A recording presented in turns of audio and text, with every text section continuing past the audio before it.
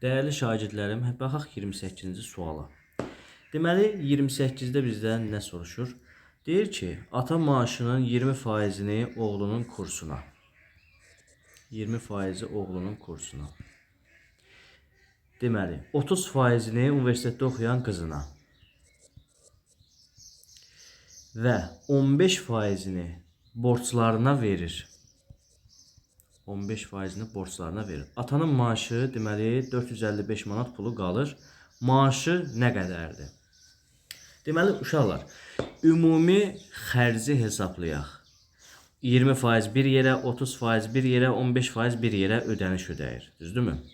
Ümumi borc nə qədər olur? Yəni ödədiyi yer nə qədər? 50, 15, deməli 65%. Əvvəl 100% idi.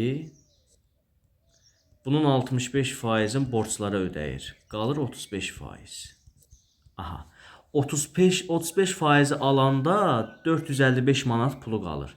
Deməli 35%-də qalır 455 azin.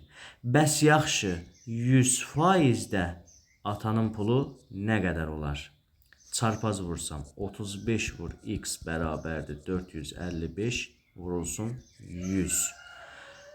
Deməli, buradan ixtisar aparsaq, bir dəfə 35-ə 3 dəfə. X bərabərdir, deməli, 13 dəfə. 13 vurulsun 100. Deməli, atanın maaşı 1300 manat imiş. Y bəndi.